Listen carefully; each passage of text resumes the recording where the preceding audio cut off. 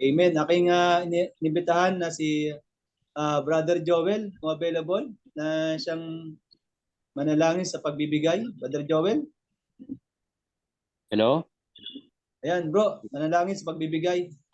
Sige, tayo manalangin. Salamat, Panginoon, sa buong sanlinggo, Lord, sa iyong patuloy na pagsama sa amin, pagsubaybay, protection, physical, Lord, higit sa lahat sa spiritual, Panginoon. Salamat sa kalakasan, physical, Panginoon, at higit sa lahat sa spiritual. Salamat sa mga pagpapala, Panginoon, sa mga blessing material. Itong aming mga ikapo, Lord, offering, mission fund. Bless niyo po ito, Lord, at ito'y magamit lamang sa iyong kapurihan, Panginoon. At itong mga coming days naman, Panginoon, na aming kaharapin, ay patuloy niyo po kaming ingatan at isupply ang aming mga pangailangan, Panginoon. Higit sa lahat, Lord, health is wealth. Kaya yun ang lagi namin hinihingi sa iyo, Panginoon, kalakasang material, kalakasang physical, Panginoon. At muli, Panginoon, namin kang pinapasalamatan in the mighty name of Jesus Christ, I pray. Amen. Amen. Salamat, Brother Joel, sa iyong panalangin sa pagbibigay. At bago natin bigay ang pulpit, amen, kay Pastor Jojo ay tayo mawit, turn your eyes upon Jesus. Amen. Ating handa ang ating sarili sa salita ng ating Panginoon Diyos. Amen.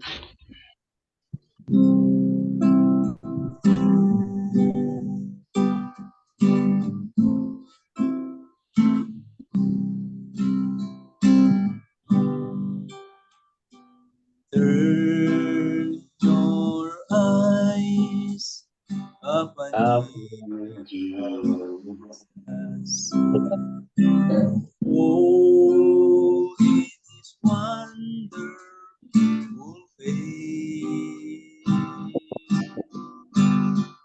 and the things of earth he grows wings within.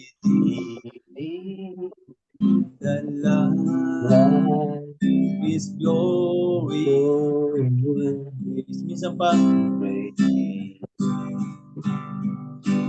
Turn your eyes upon Jesus. Oh, it is wonderful. And the things of the world, it goes within. The light is glory and grace. Pastor Jo. Amen. God bless you. At isang biyaya na tayo muli sa araw na ito, sa araw ng ito ay sumpungan natin ang ating sarili sa araw na ito upang ibigay ang papurit pasasalamat sa Panginoon. Amen. At sa walang pagkatagal ay tayo ay dumako na muli sa mensahe na binigay ng Panginoon para sa araw na ito. Amen. Nakikita niyo na ba sa screen? Okay, Pastor Jo. Amen. So, let's start. At siguro ay eksakto no, mga isang oras lang natin kunin to dahil ito ay part 4 na, no?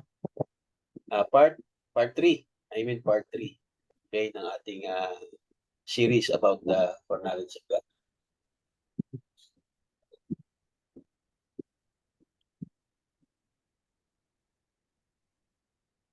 So God is sovereign.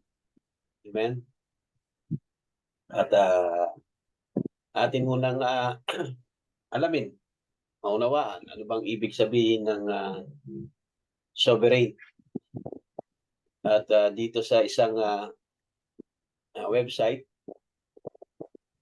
ay ito yung true meaning ng word na sovereign. The sovereign is the one who exercises power without limitation. Yan yung ibig sabihin ng sovereign. meron siyang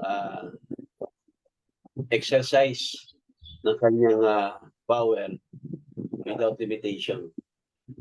Sovereignty is essentially the power to make laws, even as a Blackstone defined it. The term also carries implications of autonomy. So yan yung diyan ginagamit yung word na sovereign sa isang autonomy. To have sovereign power is to beyond the power of others to interfere. So let's say isang bansa, siya ay sovereign at walang ibang bansa na pwedeng mag-interfere, amen, doon sa bansa na yun. Kung paano niya patatakbuhin yung bansa na yun, o paano tumatakbo yung bansa na yan, o ano yung mga batas na meron doon sa bansa na yun. So, walang pwedeng mag-interfere, amen, sa isang sovereign nation o sovereign country. So, diyan ginagamit yung word na sovereign.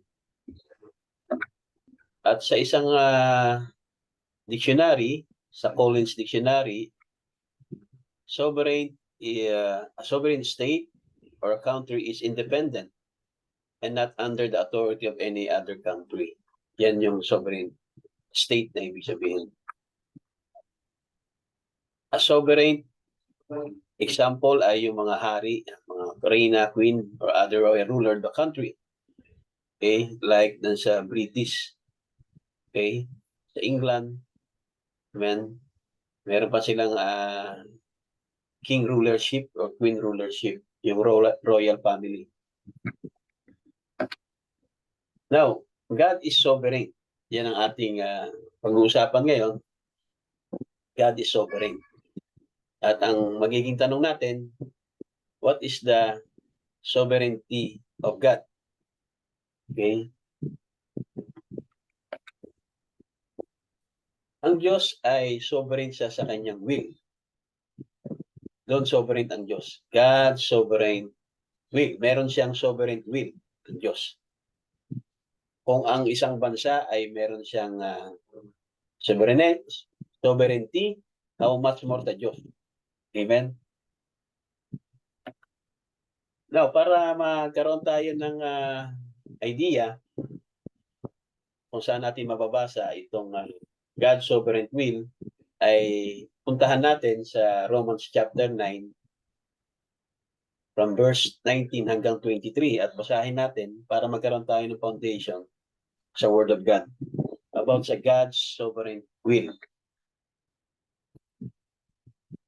Verse 19, thou wilt say them unto me, why that yet find fault? For who hath resisted his will?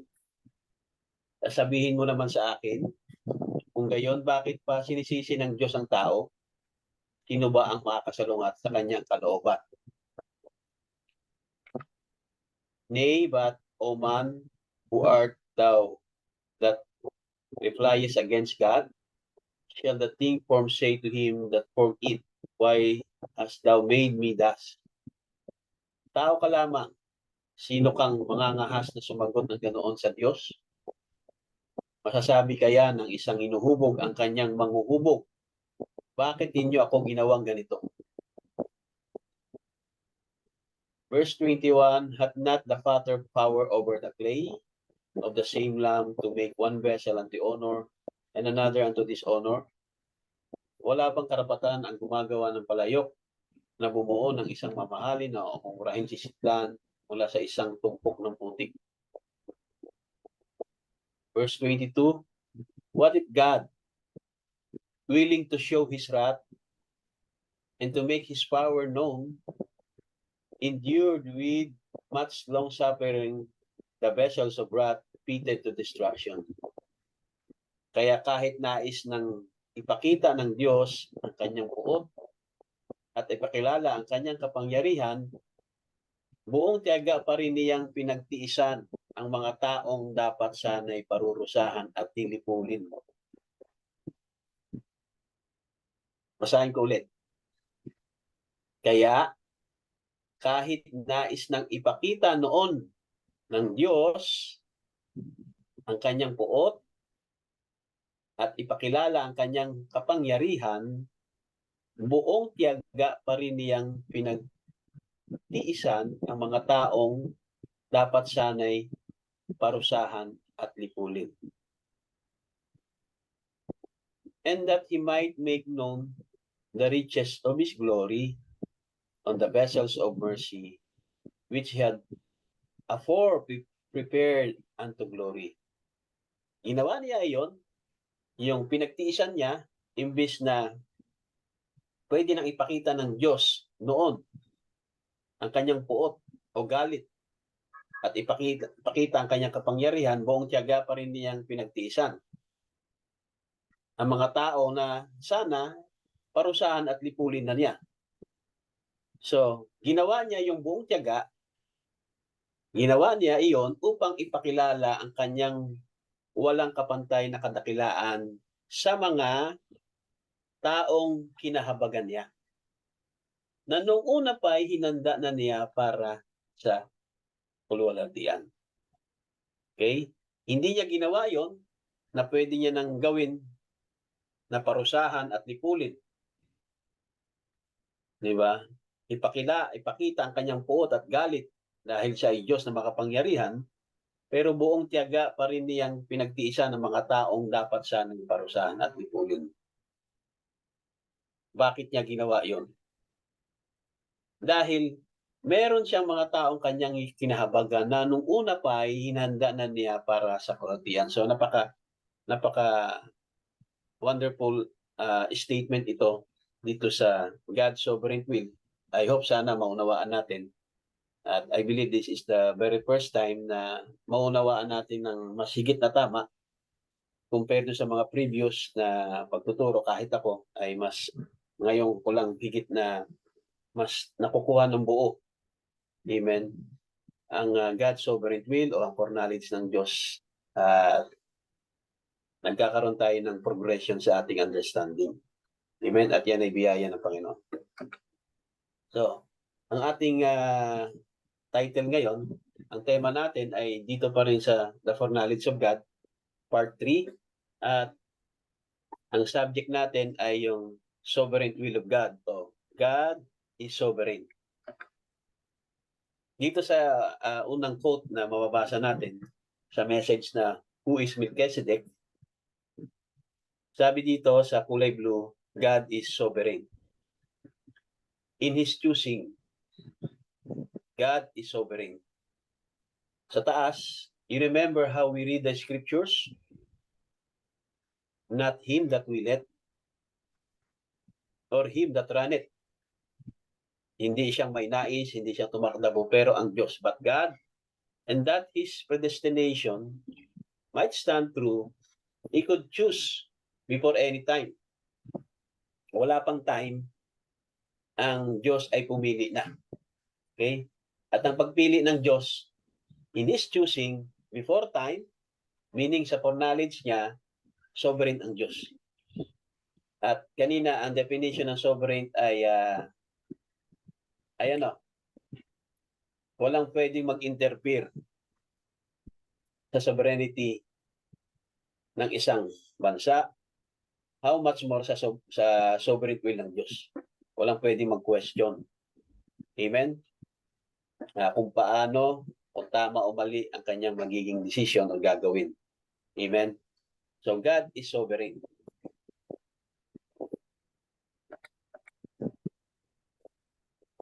Who was back there to tell him a better way to make the world? Yun ang ibig sabihin ng sovereignty. Who dare to tell him he was running his business wrong? Sino magsasabi? Hindi pwede. Okay? Dahil ang Diyos ay sovereign.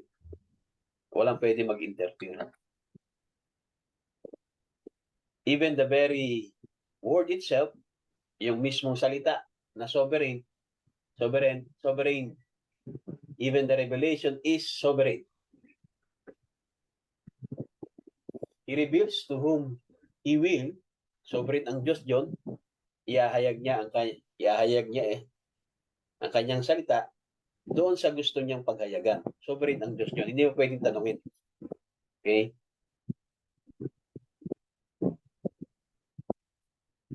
God is sovereign in His work. Pati sa kanyang mga gawa, ang Diyos ay sovereign. Sa pagpili, ang Diyos ay sovereign. Sa kanyang mga ginawa, amen, ang Diyos ay sovereign. So, ganun ang ibig sabihin ng sovereignty of God. Walang pwedeng magtanong, walang pwedeng question na magsabi sa Diyos. Amen. Walang pwedeng mag-interfere. Sa harvest time, God is sovereign. He is so real. You don't have to be better. Just as this. Okay? Ang Diyos ay real, hindi pwede na mas magaling ka pa sa Diyos na tatanungin mo ang Diyos. Lord, bakit ginawa mo pa si Satanas? Sana wala na sanang kamatayan ng mga bata, walang wars sa Israel ngayon, sa Hamas. Sana walang nangyaring mga ganyan. Sana walang Holocaust. Dapat sana hindi mo na nilikha si Satanas eh. Kasi ikaw ang naglikha kay Lucifer. At kaya naging Satanas siya kasi ginawa mo siyang Satanas. So sana hindi mo na ginawa yan. Di ba? May mga ganong tao, may mga ganong kaisipan na naririnig natin o naiisip ng isang tao na kung saan ay hindi niya naunawaan kung ano ang Diyos. Ang Diyos ay sovereign. You don't have to be there. Hindi pwede na kailangan pag ang Diyos ay pumili, ang Diyos ay nagdesisyon, kailangan nandyan ka para pwede mo siyang kontrahin or pwede kang mag-agree. Hindi yan parang konseho na may administration, di ba? At merong kontra. Okay? So God is sovereign. You don't have to be there. Kung paano pipili, kung paano gagawin ng Diyos, you don't have to be there para tanungin siya. Yan ang ibig sabihin ng sovereign. People think, ito yung talagang kaisipan ng tao, that God, na ang Diyos, just do anything He wants to do. So, logically, yan ang unawa natin. Tama, Brother Rolly? Brother Felix? Brother Joel? Yan ang unawa ng tao. Kasama tayo dyan. People, kasama tayo dyan. We think that God can just do anything He wants to do. Sovereign siya dyan. Tama? Kung ano yung gusto niyang gawin, ay sovereign siya dyan. Okay? Yan ba talaga yung pagiging sovereign ng Diyos? Yung kung ano yung gusto niyong gawin, sovereign siya dyan. God is sovereign. Pero iniisip ng tao, hindi iniisip ng Diyos, kundi sabi ng propeta, people think, kasama tayo dyan, kasama ako, hindi ako pwedeng, hindi ganyan ang isip ko. Hindi, ganyan ang isip ko noon eh. Okay? Ganyan din ba ang isip nyo? Na ang Diyos, sovereign siya, kaya ang Diyos, God can just do anything He wants to do. Yan di ba isip nyo? O, wala pwedeng magsinungaling sa atin dito. Yan ang isip natin. Tama? We cannot deny. Kasi nakita na ng propeta yan eh. Yan ang iniisip ng tao. People think that God can just do anything He wants to do. Ano naman ang sinabi ng propeta? God cannot do anything. So, mali pala yung iniisip ng tao, mali yung iniisip natin, mali yung thinking natin in the past, na ang Diyos, dahil sovereign siya, pwede niya nang gawin ang lahat ng nanaisin niya. Amen? Pero sabi ng propeta, God cannot do anything. Bakit nasabi ng propeta na God cannot do anything? Eh, Diyos siya. Bakit God cannot do anything? Ano ba naman itong propetang to? Diyos siya. Kaya lahat ng desire niya, lahat ng naisin niya, pwede niyang gawin. Kasi siya ang Diyos, siya ang malilikha. ang Diyos ay sovereign. So bakit parang contrast yata itong sinasabi ng propeta? Sino dito naniniwala sa propeta? Lahat, tataas ng kamay, naniniwala. Message believer kami. Di ba? Ina-identify natin, message believer tayo, naniniwala tayo sa propeta. Pero, ang totoo niyan, yung mga isip natin, hindi naman yung sinabi ng propeta. Ang kaisipan natin, pagdating sa sovereignty ng Diyos, pagdating sa pagpili ng Diyos, ang kaisipan talaga natin before na God can just do anything He wants to do. Tama? Sino dito hindi aamin? Magiging sinungaling. Yeah, kapag hindi natin inamin na yan ang isip natin noon pa, magiging sinungaling tayo. Diba? So yan ang isip ko. Dahil ang God is sovereign. Eh, kung anong naisip niya, kung anong gusto niya, diba? Gagawin niya. Kaya nga, dahil ganyan ang kaunawa natin, may mga tao, may mga kakilala tayo, kakilala ko, na kung gusto ng Diyos, Father Joel, na gawin ako impersonator, no worries. Kasi, yan ang thinking natin na God can just do anything He wants to do. Kung gusto ng Diyos na maging impersonator ako, may magagawa ba ako, Father Joel? May magagawa ba ako? Kung gusto ng Diyos na gawin niya ako impersonator, may magagawa ba ako? Wala. Kaya sasabihin ko, no worries. Diba? Pero hindi yan ang sinabi ng propeta. Yan yung iniisip natin. Yan ang iniisip ng tao na yun. Na kung gusto daw ng Diyos na maging impersonator siya, no worries. Pero hindi yan yung sinabi ng propeta. Okay? Para maging isa kang tunay na message believer, kailangan mabasa, marinig mo, at paniwalaan mo kung ano yung sinabi. So ano bang sinabi ng propeta? God cannot do anything because God, bakit hindi niya kayang gawin ang lumabagay? God cannot do anything. God is obligated to His word. Obligado kasi ang Diyos sa kanyang salita. Now, pagdating sa word na obligado, ginagamit natin yan sa tinatawag na kalagayan natin. Di ba? Kalagayan natin. Brother Aris, magbihis ka.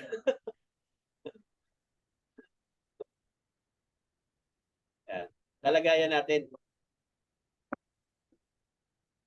Yung pag sinabing obligado, yung tinatawag na wala ka ng choice. Wala na akong choice. Obligado na ako nito. Diba? Yan yung unawa natin sa obligated to His word. Pero sa Diyos, hindi mo pwedeng i-apply na God is obligated to His word kasi wala siyang choice. Amen? Okay? So, kailangan maunawaan natin saan ba naging sovereign ng Diyos?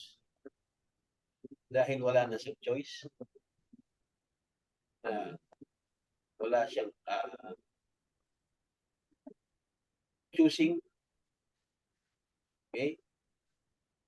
Ang unawa natin sa obligated, wala ka ng choice. Obligado na. Wala na akong choice. Di ba? Yan ang unawa. Ngayon, ang Diyos, mga kapatid, ay sinabi ng propeta, hindi ito gaya ng iniisip ng tao, yung pagiging sovereign ng Diyos. Kasi ang Diyos daw, God cannot do anything. God is obligated to His word. Ang Diyos kasi, hindi siya pwedeng magsinungaling. God, yan ang hindi pwedeng gawin ng Diyos. God cannot lie. Kung ano yung sinabi niya, hindi niya pwedeng labagin yun. Tama? Hindi niya pwedeng hindi ito pa rin. Kung ano yung mga pinangako niya, it will stand forever. Pero ang tao, pwede siyang magsalita ngayon, yes, pagtakbo ng ilang oras, pagtakbo ng time, pagtakbo ng ilang araw, magiging no na. Yes or no, yes or no. Ganun ang tao eh. Nagpa-promise tayo, sige ba, pupunta ako dyan. Paglipas ng gabi, pagising ng umaga, hindi na makakapunta. Di ba? Ganun ang tao kasi nga, ay wala tayong tinatawag na katulad sa Diyos. Okay? Na meron siyang foreknowledge, meron siyang sovereign will, at ang Diyos ay cannot lie. Tayo, nagsisinungaling tayo eh. Kapag hindi natin natupad yung pinangako natin sa tao, tatawagin tayo ng tao na sinungaling. Okay? Yari, nagsalita ka. Di ba kaya yung mga bata, kapag hindi mo natupad yung mga pangako mo sa kanila, sabi ng mga bata, ay sinungaling ang daddy, sinungaling ang mami, sabi niya, mamasyal niya ako, sabi niya, pipilan niya ako. So, tawag agad niya ng mga bata, sinungaling. Kasi, nangako ka, tapos hindi mo natupad, pagsisinungaling yun. Kaya ang Diyos ay obligado siya sa kanyang salita. Ang Diyos ay hindi siya nagsisinungaling. Kung ano yung sinabi niya, it will stand forever. Doon mo ilalagay yung God is sovereign. God is obligated to His word. God cannot lie because the Bible says He can. So therefore, one thing that God cannot do, ano daw yung one thing that God cannot do? Kaya mag-lie. And when God says anything, ano man yung sinabi ng Panginoon, and makes a promise, at nangako siya, God cannot take that promise back. Hindi niya babawiin ng promise. Tayo, tao, kapatid, mahiling mangako, lalo ngayon, revision, marami pangako ngayon. Pero maniwala ka, di ba? Maswerte na yung sa 10 maging totoo. Amen? Sa 10 pinangako niya, yung isa, pwedeng hindi pa totoo. Di ba? Ganon ang tao. Amen? Pero ang Diyos, hindi ganon. Kaya ang Diyos ay sovereign. Di ba? When God says anything, ano man yung sinabi mo ng Diyos, anything, at ipinangako niya to, makes a promise, God cannot take that promise back. Ibig sabihin, tutuparin niya talaga yan. Bakit? Kasi hindi siya tao. Diyos siya. Tao lang kasi ang hindi tumutupad sa usapan. Tama? Ang tao ang hindi sumusunod sa kanyang salita. Okay? Kaya sasabihin ng kausap mo, sinungaling na tao. Hindi tumupad sa usapan. Kahit ano pa yung valid reason mo, may valid reason naman ako kahit na.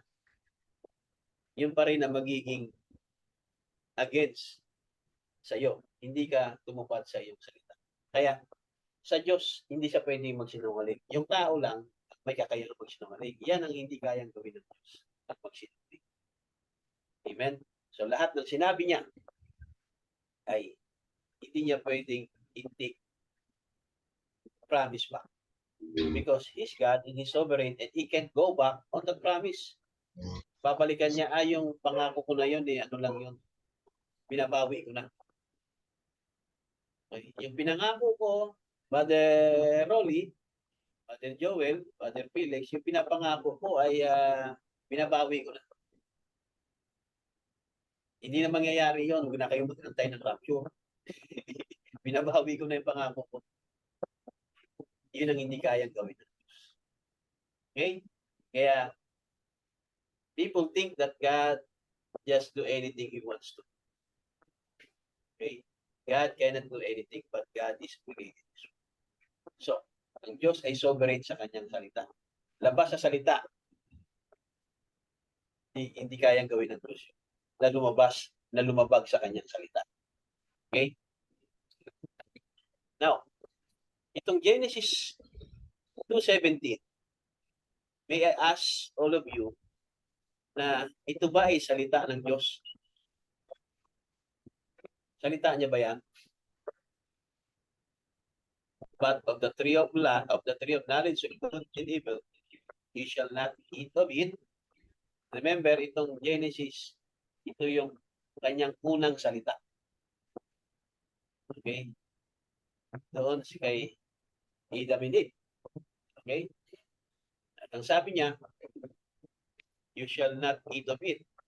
Huwag kayong magpapartake. Dahil sa araw na kayo ay kumain ng punong ito na pinagbabawal, kayo ay mamamatay. So, yan ay promise word. Tama? Promise word ba yan? Diba? Word of God yan. Okay? Sovereign ang Diyos yan. Hindi niya pwedeng bawiin yan. Okay?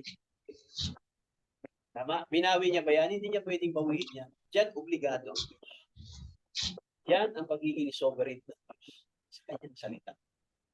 Kaya kung lahat ng mga politiko na tatakbo ay lahat ng kanilang salita ay lahat ng kanilang pangako ay hindi nila lalabagin, ay di ba? Maganda ang magiging leader o pagpapatakbo ng isang barangay. Amen. Kung may ganun din ang tao na hindi nila sinitira yung kanilang salita. Mayroon silang sovereign sa kanilang salita.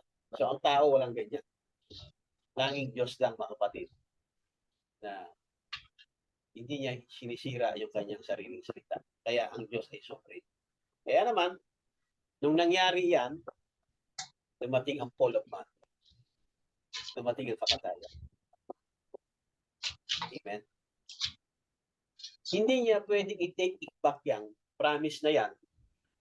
Yung the day you eat thereof, that day you die. Hindi niya pwedeng bawiin yan dahil ang mahal na mahal niya ang kanyang mga anak. Si Adam, mahal ng Diyos. God is love. Dahil ba God is love, amen, ay pwede niya bang i-take it back yung salita niya na the day you eat thereof, that day to die. The day you eat thereof, you shall die.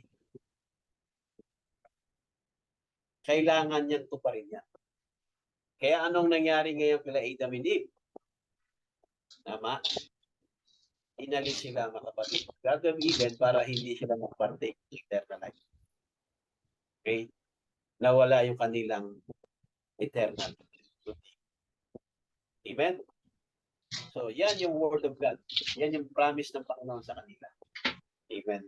The day you eat thereof, that you shall surely die.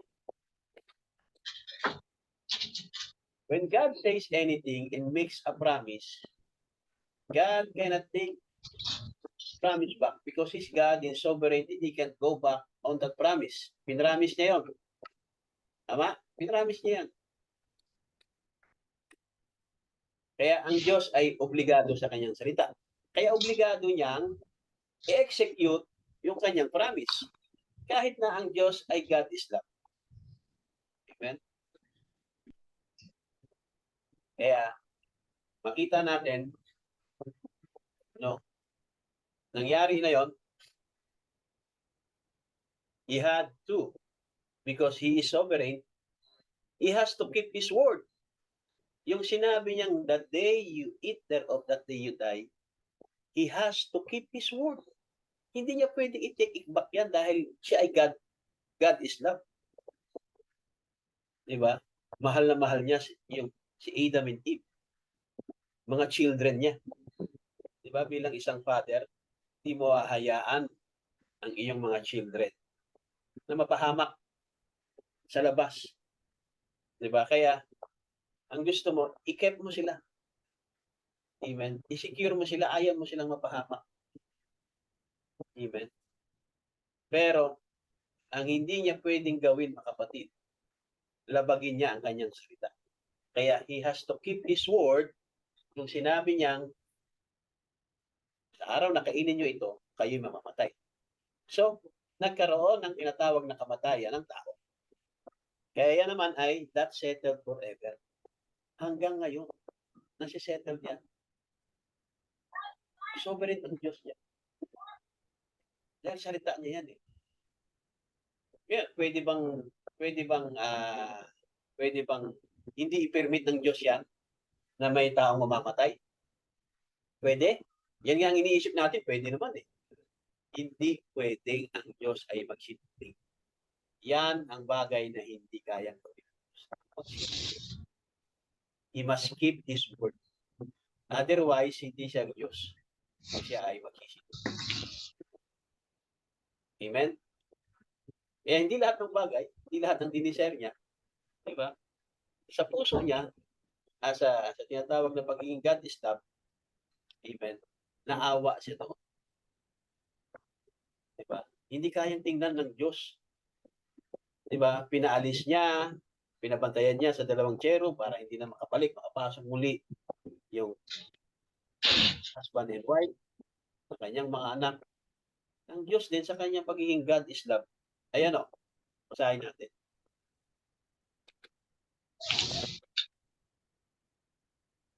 Yung word na yan, Genesis 2:17, that is settled forever.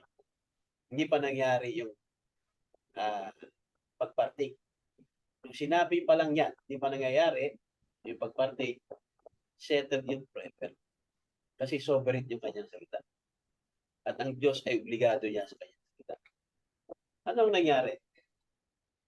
Nung ginawa nila Adam and Eve, yung sinabi ng Diyos, na huwag kayong kakain at nilalabag nila, kailangan i-keep ng Diyos ang kanyang salita. God had to keep His judgment. Kung siya ay God is love, siya din naman ang Diyos na kung saan ay God of judgment. God had to keep His judgment because He had to spoke it. He had spoke it. Sinabi niya yun. Na the day you eat thereof, that day you die. So, God had to keep His judgment because He had spoke it. And He is God. He cannot back up on it. Hindi niya pwedeng alisan yun. Kailangan manatili siya doon sa kanyang promise, sa kanyang judgment. Na sa araw na kainin niyo ito, kayo kailangan manatili kasi word niya yun eh. Para in order to be God. Kung hindi siya nanatili doon sa kanyang salita, hindi siya pwedeng tawagin ng Diyos. At pwedeng sabihin, sinungaling ka. Sabi mo, mamamatay. Bakit hindi naman namatay? Diba? God has to keep His word. Kaya, sinabi ng Diyos, kay Adam and Eve, you have to depart out my presence. Pinalaya sila sa Garden of Eden. And I can see Eve and Adam, nakita ni nasa sa tinatawag na kaisipan ni Bati Banam, sa thoughts ni Bati Banam. Amen. I can see Eve and Adam. Sa revelation ni Bati Banam, I can see Eve and Adam with their arms around one another. Lumalabas. Pinalabas sila sa Garden of Eden. I can see. Vision yan. O yan ay tinatawag na yan yung kanyang nakikita. Yan yung maaaring nangyari. Okay? Yan yung senaryo.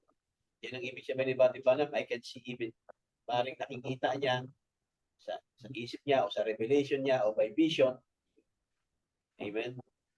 Na yung senaryo na si Adam and Eve, kung sila ay pinalit sa Garden of Eden, ay with their arms around one another. At by sila. Moving out like this, then old sheepskin flapping against their leg. So, press pa yung press pa yung sheepskin. Diba? Beating on their legs. Tumutulo pa yung dugo. Amen? Nung kanilang mga damit. Yung ginawa nilang damit. Okay? Yun ang senaryo na nakita ni Batman. Then I can see all that space. Kita naman iba na. Which was God. God had no beginning of days, ending of years. He is forever, forever. I can see all that great space. Nakita ni Bate Banham. All that great space begin to move together, coming down to a funnel shape like that. Nakita niya yung all great space ay kumalaw, sama-sama. Na parang bumaba.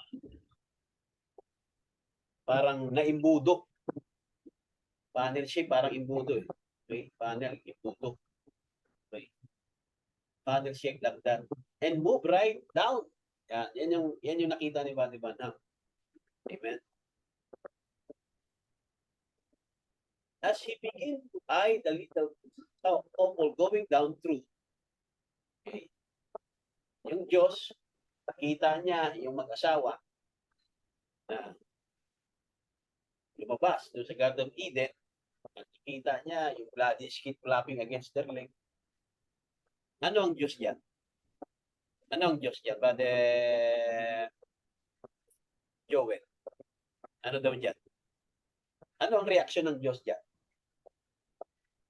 Nung makita niya yung kanyang sons and daughter, yung kanyang mga Naawa. children, yung Rayas.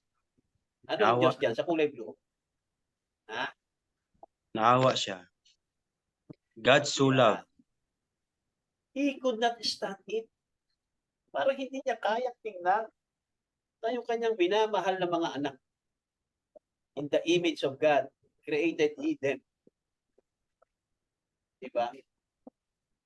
Bilang God of love, hindi God of judgment. Bilang God of love naman, he could understand it. And it moved down to the very heart of God. Diba? Tumago sa puso ng Diyos. Spell love. God so loved. He just couldn't see them go.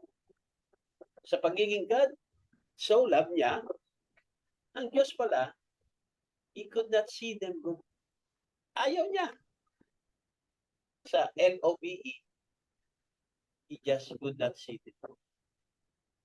Kaya naman, nung nasa labas na ng Garden of Eden, yung mag-asawa, nag-aakbayan, naglalakad, biyak sila, tumatangis.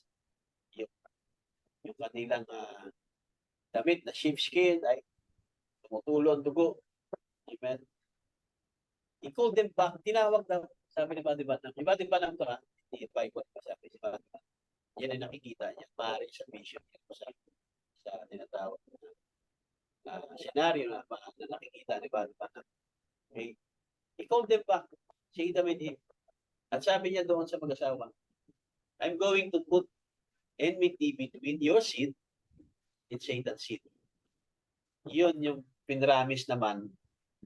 Pinalayas niya under ng pagiging God of judgment, pero under ng pagiging God is love, nag-promise din siya. Kasi he could not stand to see the little couple. So sabi niya, I'm going to put enmity between your seed and Satan's seed. Then when that was done, kailan nangyari yon? Kailan na-fulfill yung pinramis ng Diyos na I'm going to put enmity between, kailan? Sa Calvary. So hindi pa rin nagsinungaling ang Diyos. No? Pinramis niya doon sa mag-asawa at nangyari yon sa Calvary. Hindi niya rin tinake it back because God is so great. When God himself came down to a woman born of a virgin, di ba? Nangyari na. Amen. Yun yung sinabi niya doon sa Genesis, nung mahulog na yung mag-asawa, kanyang sons and daughter, I'm going to put enmity between your seed and Satan's seed. Kasi God is love. Amen? So, nakita natin yung kwento. Amen? Kung paano ang Diyos ay sa pagiging God is love ay hindi niya kayang tingnan na naging ganun ang kalagayan nila Adam and Eve. Pero tanong, bakit sila pinalayas? Bakit Kinudge din sila ng Diyos na palayasin. Bakit gano'n? Dahil nga sa kanilang self-will, hinayaan ng Diyos. Amen? Because God's sovereign to His word, He got to stay with His word.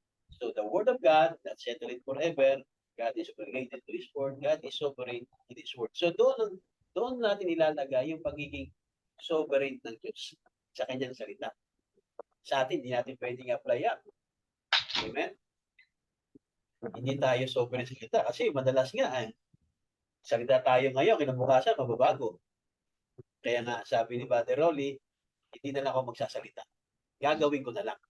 Para kung hindi magawa, at least wala akong sinabi. Tama? Mas maganda yung yung wag na magyayaan. Kasi pag nagyayaan pa mag-aantayan. Diba? Wag na tayo compulsory. Sabi ng isang brother, compulsory. Hindi totoo yan. Compulsory yan. Diba? Mag-meeting tayo dito, magkaisa tayo magkasundo. Sigurado yan. Ay, may mga magtitigit back na kanyang salita. Diba? Mga kapunan, mga kasama, diba? Yung mga circumstances natin in life. Amen? Naiipit tayo. O hindi tayo pwede maging sovereign. Ang Diyos lang ang sovereign sa kanyang word. So, God is sovereign sa kanyang salita. Kaya naman, dahil sovereign ang Diyos sa kanyang salita, hindi binaypas ng Diyos. Kahit ang Diyos ay grace and mercy, God is love, hindi pwedeng i-bypass ng Diyos yun. Tinatawag na all the sufferings that we've done, all these deaths of little babies, everything's in the wars. Yan yung kanina sinishare ni Brother Felix. Yung Israel and Hamas wars. Marami mga, even little babies, marami. Yung isang camp doon, shape camp. Diba? Na kung saan maraming bata. Diba? In-air strike ng Israeli forces, Air Force, maraming namatay. Ganon din sa side ng tinatawag ng Israel civilian people. Marami din namatay ng bata. Amen. Kaya nga nagbibilangan sila. Paramihan sila. Amen. Kaya kung sino pinakamaraming namatay, sila yung pinaka kawawa. So hindi binaypas ng Diyos yun. Kasi kailangan, hindi pwedeng magsinungaling ang Diyos. The day you eat thereof, the day you die. Kaya merong mga kamatayan ng babies. Kung hindi nangyari yon na nagpartake si Adam and Eve, sa tingin nyo kaya merong mga death of little babies? Kung hindi nangyari yon, hindi sila nagpartake. Sa tingin nyo kaya meron? Sino magsasabi na sasagot? Sa tingin nyo kaya kung hindi nagpartake sila Adam and Eve, mas pinili nila Adam and Eve sa kanilang pre-moral agency na manatili sa salita. Sa tingin nyo kaya ay magkakaroon ng death of little babies, everything in the wars, in eternals, and even yung mga crucifixions and the things that we've done, that we have, kung anong meron nangyari. Sa tingin nyo kaya ay hindi iba-bypass ng Diyos yan. Iba-bypass ng Diyos yan kung hindi nangyari doon sa Garden of Eden.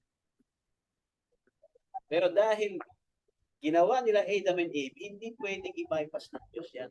Kasi hindi pwede ang Diyos ay mag-take back ng kanyang promise. Kaya sabi niya, nagbigay siya ng warning na huwag kayong kakain sa puno ng pagkakilala mabuti at masama dahil sa araw na kain niyan, kayo ay mapapatay. Amen? So, kailangan manatili siya sa kanyang salita kasi God is sovereign. Ang tao, hindi siya sovereign. Amen? Kaya naiintindihan natin bakit may mga ganyan.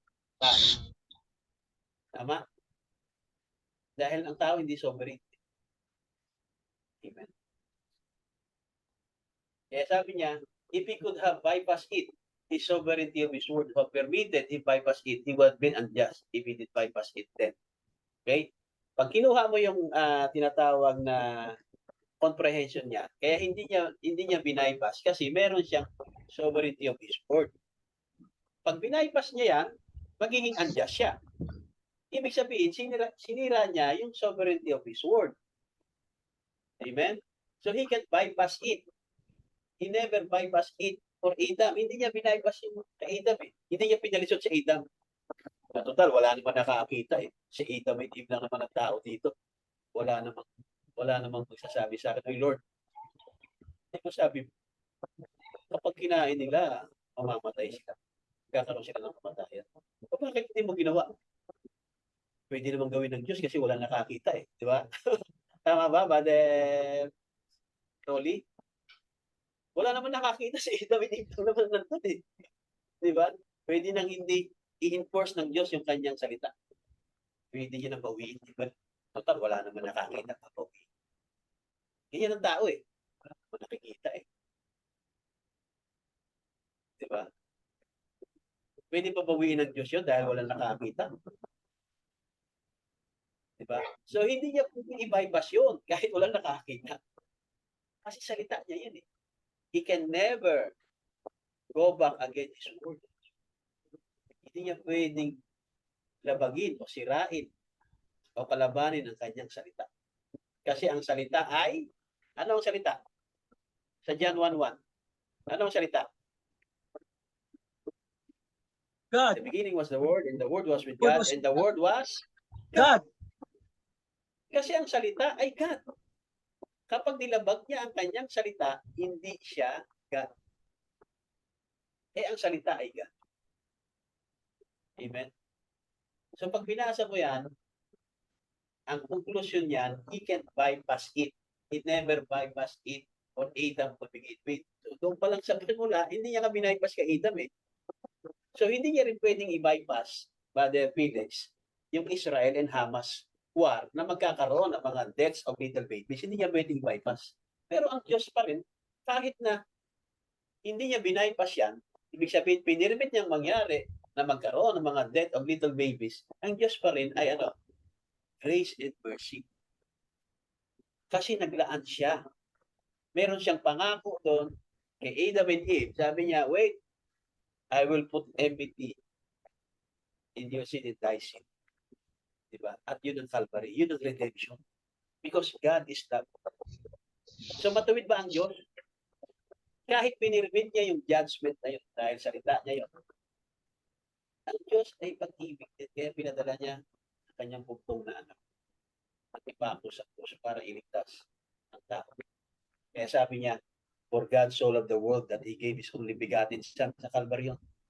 Whosoever believe in Him should not perish but have everlasting life. Amen? Kaya hindi niya binaypass. Merong kung papansin niyo diyan, may maling word lang si Brother Banham diyan. Okay? Kung titignan niyo, kung i-check niyo yung grammar, lalabas may mali. Ano yung maling grammar diyan? Bakit sinabi ko may maling grammar diyan? Kasi may maling word siya. Tingin ko yan ay mumble speech. Saan diyan? Sa kulay blue. Anong word diyan yung mali? Sino nakakapansin? I-check niyo yung grammar. Yung grammar, sa kulay blue, His sovereignty of His word would have permitted Him to bypass it. He would have been unjust. If He did bypass it, then you get it. He can bypass it. He never bypass it. Yung conclusion diyan, He can bypass it. He never bypass it. Pero bakit sinabi niya diyan? He would have been unjust if He did not bypass it. Hindi daw magiging hindi matuwid ang Diyos kung hindi niya binaypass. So ano yung word diyan na nagkaroon ng mumble speech? Ano yung word diyan? Did not. Ang ibig sabihin yan, he did bypass it. So, mumble speech lang yun. Pero pagka kinuha mo yan ng letra for letra, at hindi mo kunin yung tinatawag na reading comprehension, mali yung grammar. O mamamali ka ngayon ng unawa, maguguluhan ka. Sabi niya, he can't bypass eh. Bakit sinabi niya, if he didn't bypass. Ganun po yung reading comprehension. Kailangan kukunin mo yung buo, kukunin mo yung comprehension niya. Kasi ang tao, kapag nagsasalita siya, lahat ng mga preacher yan, may mga mumble speech yan eh. Walang perfect na speaker na hindi sumablay sa kanyang mga salita. Merong mumble yan kahit pa anointed yan. May mga mumble speech. Sasablay talaga yung dila natin. Di ba? Kaya, yung he did bypass, ang ibig sabihin dyan, he would be unjust. Siya ay magiging unjust kung binaypass niya. Nakuha nyo? He can bypass it. He never bypass it to begin with. So pati yan, nakikita natin. Kasi nagbabasa tayo ng mabuti at tinitingnan natin. Di ba? Kung paano ito deliver ng salita. So, yung deaths of little babies, everything's, kahit ang Diyos ba ay grace and mercy, hindi niya binaypas yan. Kasi sovereign siya sa kanyang salita.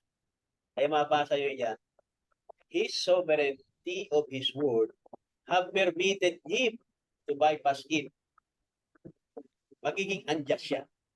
So, hindi yan pinermit ng kanyang sovereignty of His word na i-bypass siya kasi magiging sinungaling siya. Kaya nga kahit sa panahon ni Adam and Eve, silang dalawa lang tao doon, hindi niya bypass yung pagkakasala nila Adam and Eve. Diba? Wala namang mag-a-accuse sa Panginoon, sa Diyos sa time na yan, kasi wala namang ibang tao eh. Tama? Si Adam and Eve lang naman yun eh. Amen? Pero merong magsasalita. Sino? Si Satanas. Diba? Si Satanas. Nakita ni Satanas na. Sabi niya, the day you dare, that day you die. Bakit hindi niya nipad? Pagdating ng Great White Throne Judgment, tatayo si Satanas. Lord, unjust ka na Diyos, hindi ka matuwid na tagapag-ato. Bakit?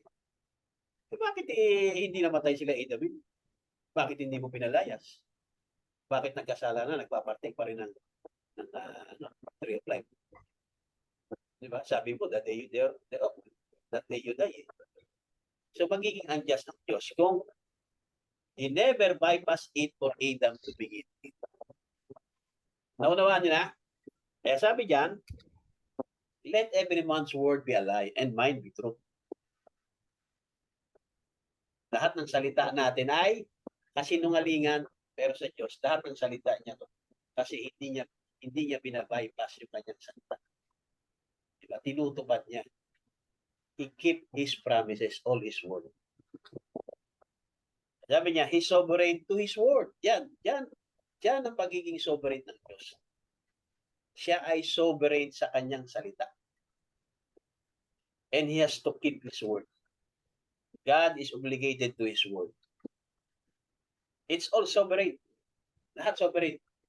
It's in Him. Man has nothing to do with it.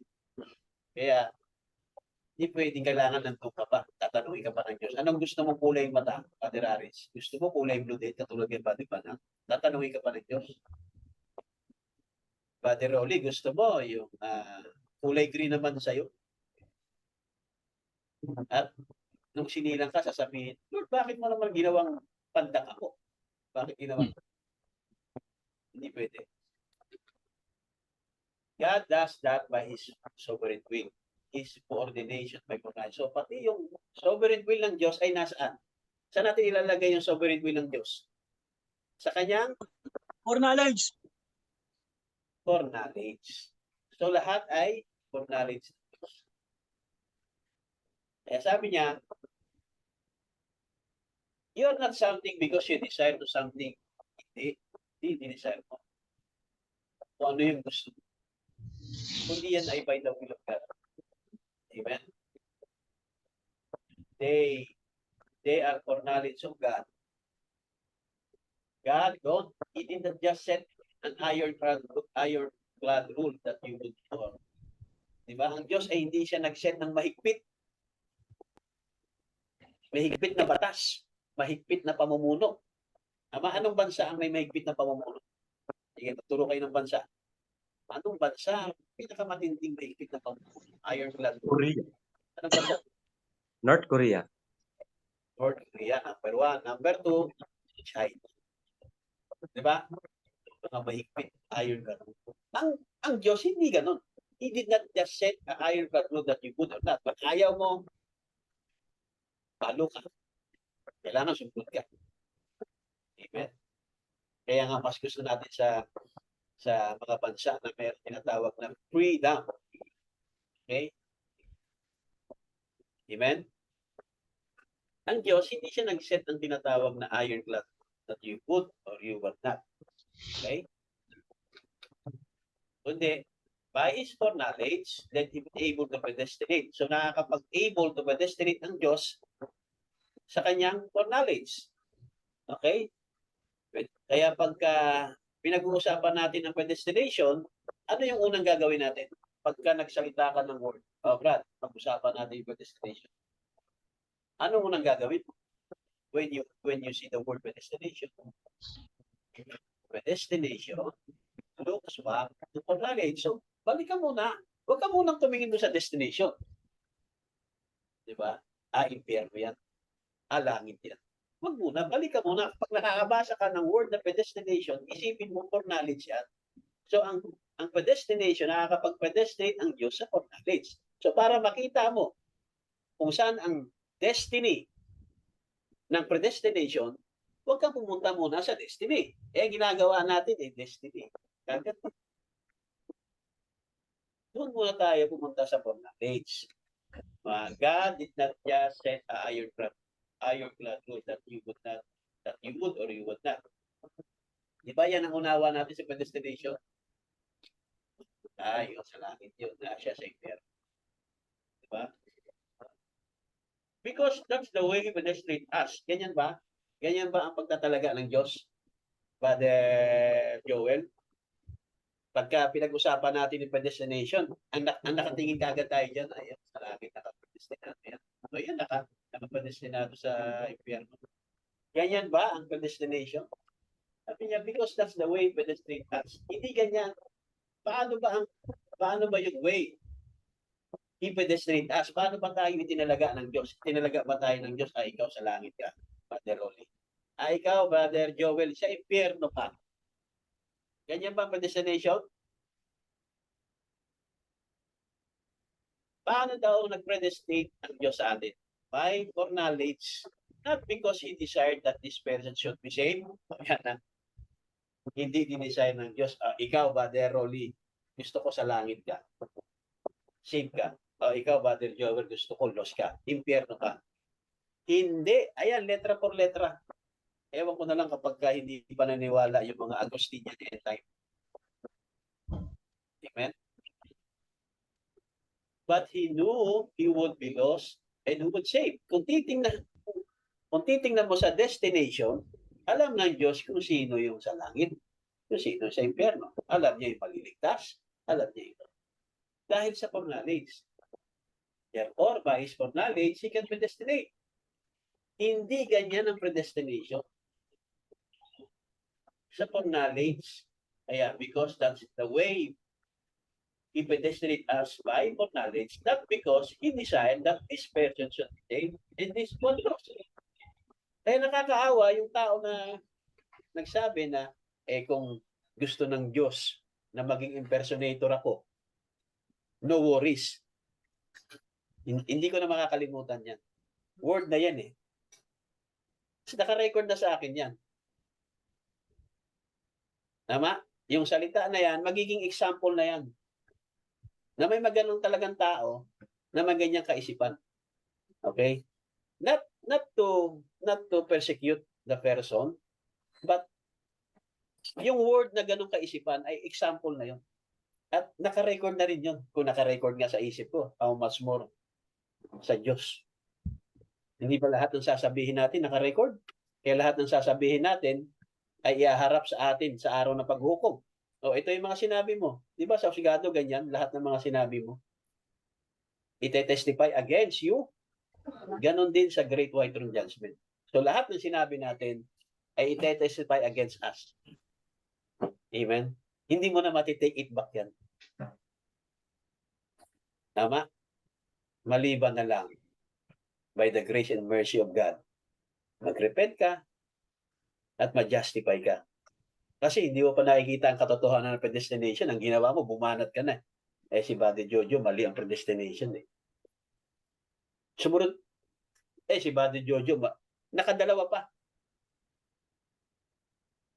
Di ba? So by God's grace and mercy, amen, God is love. Pero God is judgment also. Amen? Hindi niya pwedeng i-take it back yung pagiging God is judgment. Amen? Kaya hindi ganyan ang predestination na unawa natin noon. Na kapag sinabing predestination, di ba, itatalaga kita sa langit, itatalaga kita sa impyerno. Hindi. Alam niya lang kung sino yung malulus sa impyerno. Alam niya lang kung sino yung maliligtas dun sa langit. Dahil sa foreknowledge niya, nalaman niya kung ano ang ginawa mo. So therefore, by his foreknowledge, he can predestinate. So ang pagpa-predestinate, ang predestination ng Diyos, hindi dyan sa destination. Destination na yung picture na yan eh. Pag ganyan ang unawa natin, tama yung sinasabi ng mga kumukontra kay Luther, kumukontra kay John Calvin na ang unawa nilang dalawa ay double predestination galing kay St. Augustine of Hippo. Okay? Yan. Predestinated by the foreknowledge. Predestination looks back to foreknowledge. Yan. Foreknowledge looks to destiny. So, kung nasa foreknowledge ka na, ano nang gagawin mo? Looks to destiny ka na. So, hindi pwede kapag predestination, punta ka agad doon sa destination. Sa foreknowledge muna. Kaya looks back. Bumalik ka muna. Looks back. Then, pag nakita mo na yung foreknowledge, maunawaan mo na ngayon yung destiny ng tao na yan. Bakit yung young rich man napunta doon? Bakit si Judas? Si Hitler? Maunawaan mo na eh. Diba? Yan ang predestination. Looks back to foreknowledge. And foreknowledge looks to destiny. Hindi ganyan. Diba? Hindi yan. Okay? Kaya naman, hindi sinabi ng predestination, now predestinated isn't saying, I'll choose Brother Neville. Sa langit siya. Gusto ko si Brother Neville, pinipili ko, sa langit siya. At hindi ko pipiliin si Brother Neville, si Brother Biller na mapunta sa langit. Gusto ko si Brother Biller ay sa impyerno. Kaya sasabihin ni Brother Biller, wala akong magagawa. Gusto ng Diyos na maimpyerno ako eh. Wala akong magagawa. No worries. Kung gusto ng Diyos na maimpyerno ako. Diba? Sa tingin niyo, magiging makaturungan ng Diyos? Kaya maraming natitisod sa ganong unawa, sa ganyang unawa ng predestination dahil hindi makatarungan ng Diyos, hindi matuwid ang Diyos sa ganon. Dahil kung tama pala na ang Diyos ay pipili kung sino yung gusto niyang mapunta sa langit at yung sino yung gusto mapahamak sa impyerno, marami ang natitisod yan sa double predestination. Dahil hindi matuwid ang Diyos. Kaya maraming natitisod. Maraming nai-stumble. Hindi ganyan ang predestination. Sa foreknowledge ng Diyos, know which one would be right and which one wasn't right. Yan ang nakita ng Diyos. So by foreknowledge, God knowing what He was going to do. Hindi pa isinisilang yung magkapatid. Diba? Si Cain at si Abel, nakita na. Si Jacob at si Esau, nakita niya na. Hindi pa sinisilang si Judas, nakita na ng Diyos. So itinalaga ng Diyos yung nakita niya nung una pa. Yan ang predestination. Hindi ganyan yung nasa picture. Yan ang predestination. Okay? Yan ang predestination. The foreknowledge of God. Yan ay destination. Hindi na yan yung predestination. Tumingin ka na kagad sa destination eh. Pero bago ka tumingin sa destination, looks back ka muna sa foreknowledge. For every person that ever will be saved, God knew them. So yung bawat tao na maliligtas ay alam ng Diyos kung sino mga yon. before the foundation of the world. Nakita niya na kung sino yung maliligtas. Dahil ang Diyos, willing ba siya na na ma-perish? Willing ba ang Diyos? God is not willing that any should perish. God is not willing that anybody should perish. Yang anybody na yan. Yang anybody should perish. Yung God is not willing that kasama ba dyan si Cain? Gusto ba ng Diyos si Cain ma-perish? O kasama sa dyan sa God is not willing that anybody should perish? Sino sasagot? Kasama ba si Cain dyan? Na he wants them all to come to repentance. Kasama din dyan ba si Cain na gusto niya na magsisi si Cain? Kasama. He wants them all to repentance. Come to repentance. Kasama si Cain, hindi? Kasama. Okay. Pero bakit na perish? Huwag mo na sagutin, mamaya na. Okay? Nakita ng Diyos yan. Yan ang gagawin ni Cain kay Abel. Nakita ng Diyos yan sa foreknowledge. Pero ang Diyos sa foreknowledge niya, hindi siya willing na ang sino man ay mapahama, kundi ang nais niya, ang lahat, all, kasama lahat. Okay? Come to repentance. Nakita ba ng Diyos yan si Judas na halik kay Jesus Christ? Nakita ba ng Diyos yung young rich man at si Lazarus? Nakita niya lahat sa foreknowledge niya. Kaya lahat yan, yung young rich man, kasama sa anybody ay hindi ma-perish, kundi lahat ay magsisisi. Kasama si Judas. Kasama si Cain. Hindi lang si Abel. Di ba? Hindi lang si Lazarus, kundi kasama. Diyan sa God is not willing that any should be perish. He wants them all to come to repentance. Amen? Kaya God knows everything. And there's a man in there that God looked down through the time and said, they won't come. And they are just condemned of that condemnation.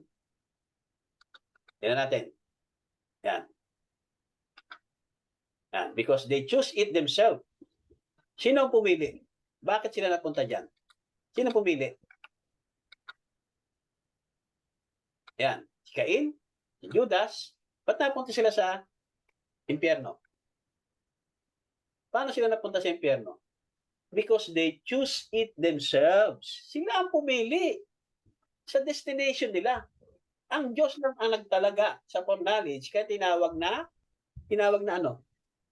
Predestination. Because they choose it themselves. There's a man in there that God looked down through the time and said, sino yon?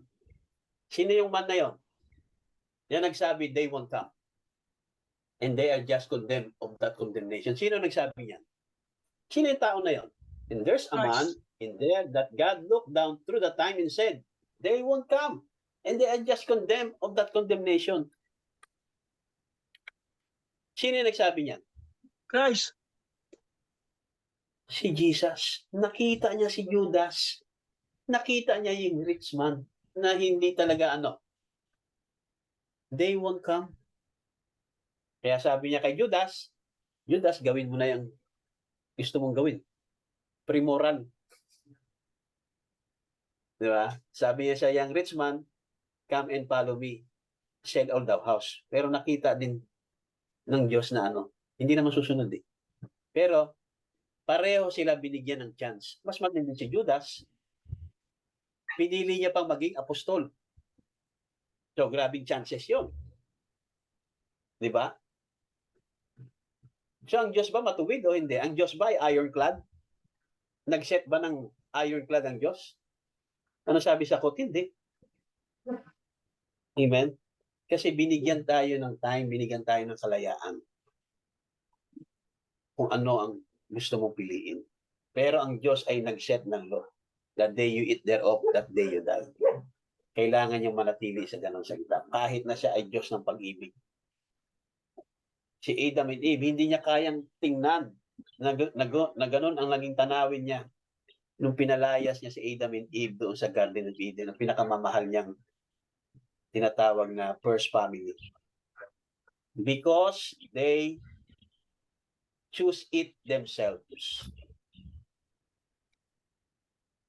So that's predestination. Not that he did it by, you say, ano ba sinasabi natin? I choose you. Piliin kita. Ikaw si Judas. Hindi kita pipiliin. Gusto ko, ikaw si Jacob. Hindi ganun ang predestination. Kundi by foreknowledge, He knows what you would do. Kahit hanggang 2024, alam ng Diyos ang gagawin mo, Brother Rolly, Brother Joel, alam ng Diyos kung anong ginawa mo. Hindi yung gagawin, ha? Kung ano yung ginawa mo sa 2024. Kung may 2025 pang darating, hindi natin alam ng Diyos kung anong ginawa mo sa 2025. Nakita ng Diyos yung future mo. Hanggang sa dulo ng time of life natin, nakita ng Diyos kung ano yung ginawa mo. Hindi yung titingnan muna ng Diyos kung anong gagawin mo sa 2024. Tao lang yun. At tingnan natin kung anong gagawin mo, kung anong mangyayari sa 2024. Diba? Pero ang Diyos nakita niya na kung ano yung ginawa mo sa simula hanggang sa dulo. Ganon ang predestination. Doon ang pagpili ng Diyos. Hindi pipiliin kita na ikaw gusto kitang piliin o ayaw kitang piliin. Okay? Kaya predestination looks back to foreknowledge of God. Foreknowledge of God looks to destiny. Kaya ang pinakahuling scripture natin, yung tinawag ng isang bishop na mystery ng John 3:16. Tinatawanan natin noon. Sabi ko, pambira, parang totoo nga. Na mayroong mystery ng John 3:16. Yan ang mystery ng John 3:16. That whosoever believe in Him should not perish but have everlasting life. Pinagtatalunan yan hanggang ngayon sa Christian churches. Yung whosoever na yan. Hanggang sa end time, hindi nga ma-explain yung whosoever. Di ba? That whosoever believe in Him should not perish but have. Kasi nga, mali ang unawa sa predestination. Amen? Sa foreknowledge of God pa rin yan. Nakita ng Diyos sa foreknowledge of God kung sino yung gusto at ayaw. Kaya nga, ang sabi niya, whosoever believe. Kasi nakita niya yung may gusto at nakita niya yung ayaw. Kaya hindi nakarating. Okay? So, yun lang mga kapatid. At tayo tapos na. At I hope naunawaan natin yung sovereign will of God under ng kanyang foreknowledge. At sa susunod na Sunday ay yung predestinated seed. Babalikan ulit natin. Kasi may domino effect eh. Kailangan natin balikan yan. Diba? Yung predestinated seed. Bigyan ko lang kayo ng konting view. Diba? Na predestinated seed, kapag yung pagsilang pala ng bata, may binhi na doon. Tama? Yan ba yung nawa natin? Amen. Diba? Pagsilang pala ng bata, may binhi na doon. Okay. Siya na yung predestinated seed. Okay. Kaya nga hinihintay natin yung predestinated seed na isilang. O baka yung anak mo pag silang, yan ay predestinated seed. Di ba yan ang mga usapan natin? Hinihintay natin yung isilang, yung hiling predestinated seed. Di ba? Kasi pag silang ng bata, may seed na siya doon. Okay? O ang predestinated seed ay sa foreknowledge of God muna. O ang predestinated seed sa new birth. Saan kaya natin ilalagay yung predestinated seed? Saan natin dapat i-position yan? So, yan yung ating susunod na topic next Sunday. At I hope ay pinagpala kayo sa araw na ito sa ating munting pag-aaral dito sa foreknowledge of God. Amen? Under ng sovereign will of God also. O God is sovereign. God bless you all at binabalik ko na sa ating kapatid, Brother Felix. God bless.